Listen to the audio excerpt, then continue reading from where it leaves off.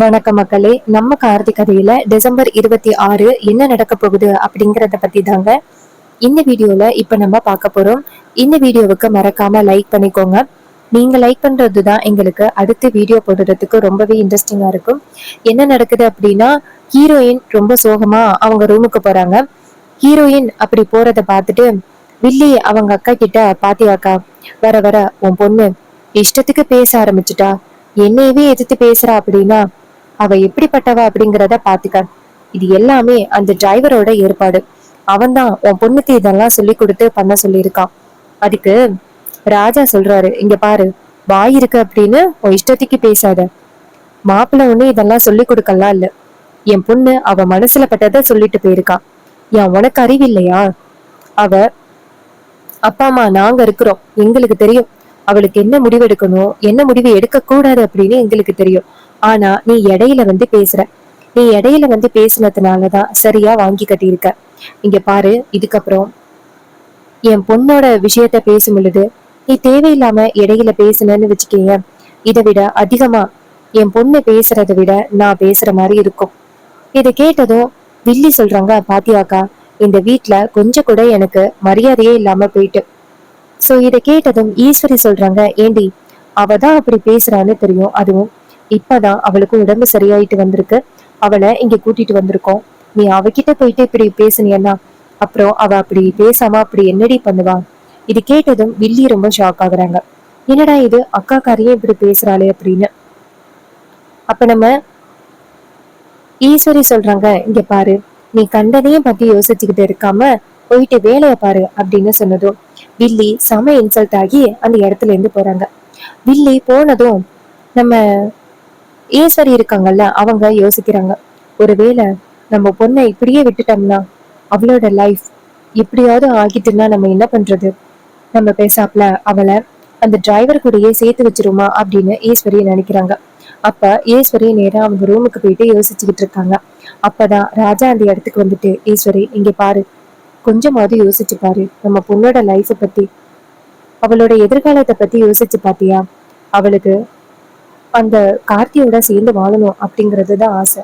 நீ அதை பத்தி கொஞ்சம் கூட நினைச்சு பார்க்காம நம்ம பொண்ணோட வாழ்க்கைய இப்படி வந்துட்டு கொண்டுட்டு போகணும்னு நினைக்கிறியா?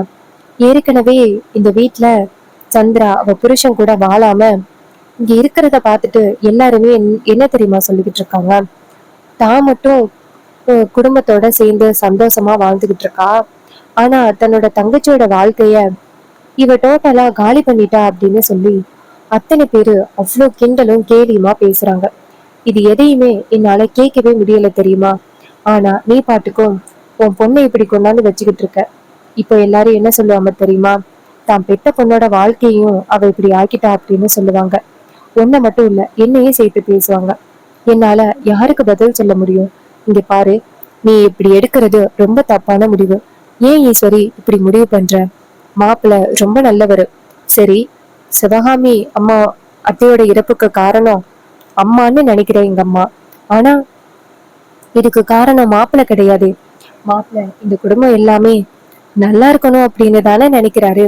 அவரு என்னைக்குமே யாருமே சந்தோஷமா இருக்க கூடாது அப்படின்னு நினைக்கலையே. அவர் இந்த வீட்டுக்கு வந்த பிறகு எல்லாரும் சந்தோஷமா தானே இருந்தோம். யாரும் அவரால எந்த விதத்திலயும் கஷ்டப்படல, யாரும் ஒரி பண்ணல, ரொம்ப சந்தோஷமா தான் இருந்தோம். அவரால எந்த பிரச்சனையும் இந்த வீட்டுக்குள்ள வரல. இன்ஃபேக்ட் வந்த பிரச்சனை எல்லாமே அவரால தடுத்து நிறுத்தப்பட்டிருக்கு. இது எல்லாத்தையுமே கொஞ்சம் யோசிச்சு பாரு. மாப்பிள்ளை இதுவரைக்கும் நம்ம எல்லாருக்குமே நல்லதுதான் பண்ணியிருக்காரு. நம்ம யாருமே சந்தோஷமா இருக்க கூடாது அப்படின்னு நினைச்சு அவர் எதையுமே பண்ணது கிடையாது.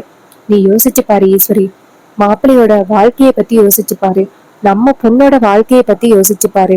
ஈஸ்வரி சொல்றாங்க, என்னங்க, நீங்க சொல்றது எல்லாமே நியாயம்தான், ஒத்துக்கிறேன். ஆனா அவ இந்த வீட்டுக்குள்ள வந்து நேர்மையா நான் தான் பரமேஸ்வரியோட பேரை அப்படின்னு சொல்லியிருந்தா கூட எனக்கு இந்த அளவுக்கு கோபம் இருந்திருக்காது. ஆனா அவன் இந்த வீட்டுக்குள்ள வந்துட்டு என்னையே ஏமாத்தி இந்த வீட்டுல உள்ளவங்க எல்லாரையுமே ஏமாத்தி இருக்கான். அப்படி இருக்கையில என்னால எப்படிங்க அவனை மன்னிக்க முடியும்? கண்டிப்பா என்னால என்னைக்குமே அவனை மன்னிக்கவே முடியாது. நீங்க என்னதான் சொன்னாலும் அவனை நான் மன்னிக்கவும் மாட்டேன்.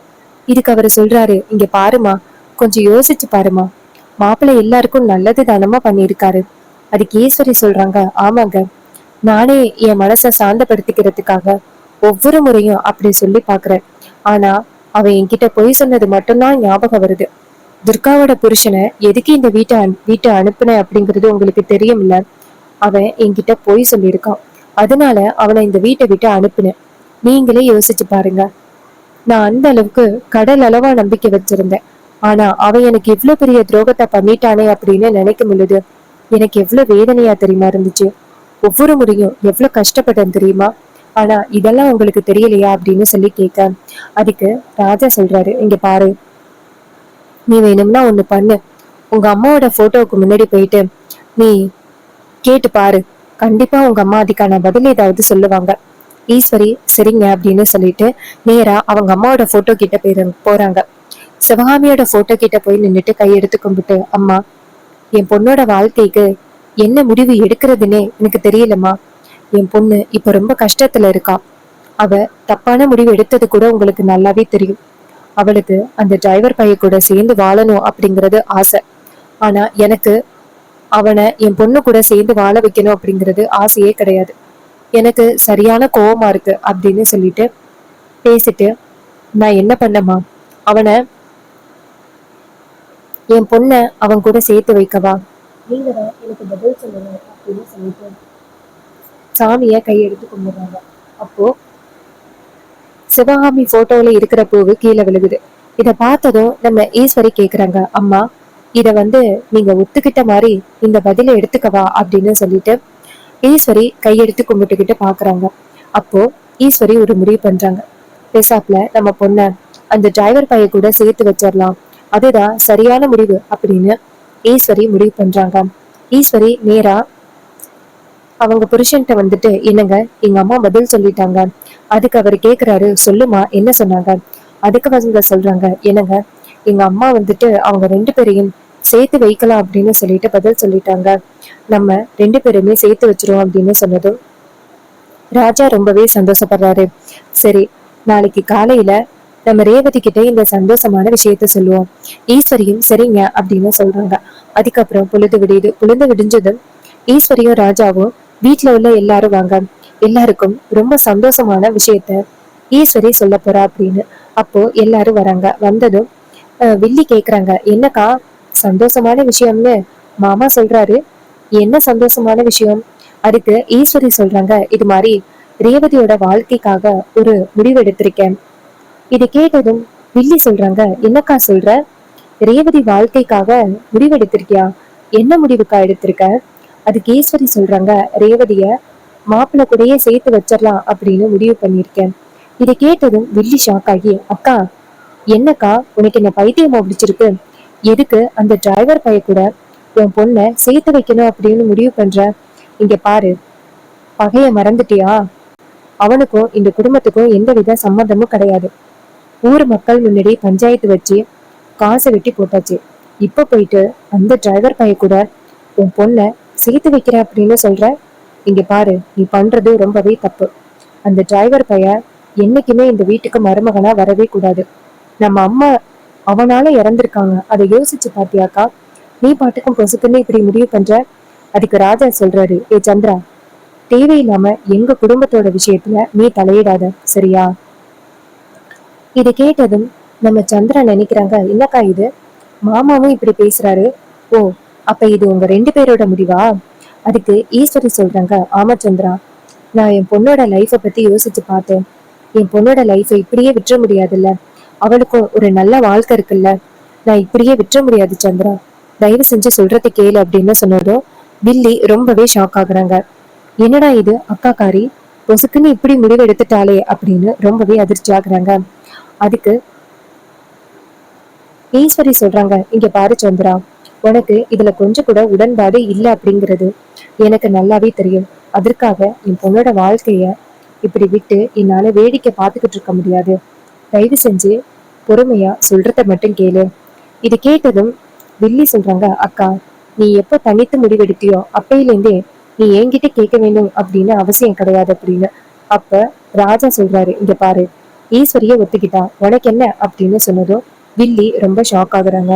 அதுக்கப்புறம் நம்ம ராஜா இருக்காருல்ல, இங்க பாருமா, நம்ம ரேவதியை கூப்பிடு, அவகிட்ட நான் சந்தோஷமான விஷயத்த சொல்லணும் அப்படின்னு. அப்போ ரேவதி அந்த இடத்துக்கு வராங்க. ரேவதி அந்த இடத்துக்கு வந்துட்டு அவங்க அம்மாவை பார்த்து, சொல்லுங்கம்மா, ஏதாவது முக்கியமான விஷயமா? ஈஸ்வரி சொல்றாங்க, அம்மாடி, ரொம்ப சந்தோஷமான விஷயத்த தான் உன்கிட்ட சொல்ல போறேன். அதுக்கு ஹீரோயின் சொல்றாங்க, சொல்லுங்கம்மா, என்ன சந்தோஷமான விஷயம்? அதுக்கு ஈஸ்வரி சொல்றாங்க, இங்க பாரு, உனக்கு மாப்பிள்ளை கூட சேர்ந்து சந்தோஷமா வாழணும் அப்படின்னு தானே ஆசை. உங்க ரெண்டு பேரையுமே சேர்த்து வைக்கிறதா நான் முடிவு பண்ணிட்டேன். ஏதோ 30 வருஷத்துக்கு முன்னாடி நடந்த பிரச்சனையால இன்னுமே அதை மனசுல வச்சுக்கிட்டு என் பொண்ணோட வாழ்க்கைய நான் ஸ்பாயில் பண்ணக்கூடாது. அதுக்காக நான் இப்படி ஒரு முடிவெடுத்திருக்கேன். இது கேட்டதும் நம்ம ஹீரோயின் ரொம்பவே சந்தோஷப்படுறாங்க. அம்மா, எனக்கு ரொம்பவே ஹாப்பியா இருக்கு. நீங்க இப்படி முடிவெடுப்பீங்க அப்படின்னு நான் கொஞ்சம் கூட எதிர்பார்க்கவே இல்லை. ஈஸ்வரி சொல்றாங்க, இங்க பாருமா, இது எல்லாத்துக்கும் காரணம் உங்க அப்பா தான். உங்க அப்பா தான் என்கிட்ட சொல்லி புரிய வச்சாரு. அதை வச்சுதான் நானே இப்படி ஒரு முடிவெற்று எடுத்திருக்கேன். இது கேட்டதும் ஈஸ்வரி ஹீரோயின் சொல்றாங்க, அப்பா ரொம்ப தேங்க்ஸ்ப்பா.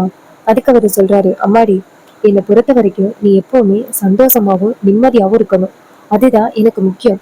அதுக்காக நான் என்ன வேணாலும் பண்ணுவேன். இங்க பாரு, நீ கவலைப்படாத. ஈஸ்வரி கண்டிப்பா உங்க ரெண்டு பேரையும் சேர்த்து வைப்பா.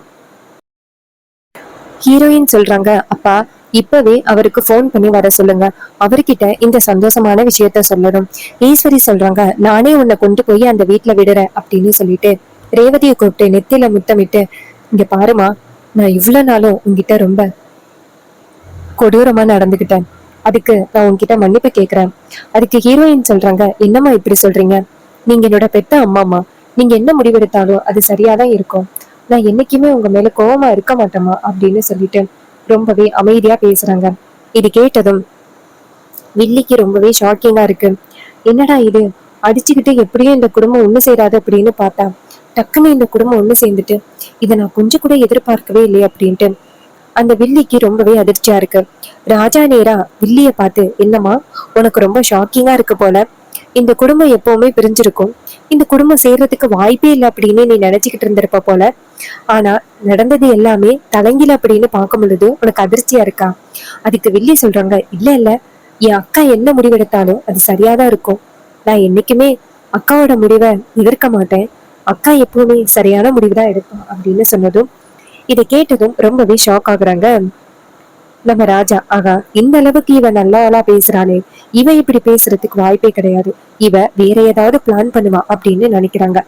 அப்புறமா ராஜா இருக்காருல்ல, அவரு நேரா நம்ம ஈஸ்வரி கிட்ட, சரி வா நம்ம பொண்ணை கொண்டு போய் விட்டுட்டு வருவோம் அப்படின்னு சொல்லிட்டு நேரா ஹீரோயினை கூட்டிக்கிட்டு ஹீரோவோட வீட்டுக்கு போறாங்க. அங்க போயிட்டு நேரா ஹீரோவை பாக்குறாங்க. ஹீரோ எல்லாரும் வந்திருக்கிறத பார்த்துட்டு வாங்க அப்படின்னு சொல்லி வீட்டுக்குள்ள வரவேற்கிறாங்க. ஈஸ்வரி சொல்றாங்க, நான் அவ்வளவு பேசியும் என் மேல கொஞ்சம் கூட கோவமே இல்லாம எவ்வளவு புன்னகையோட என்னை வீட்டுக்குள்ள வரவேற்கிறீங்க.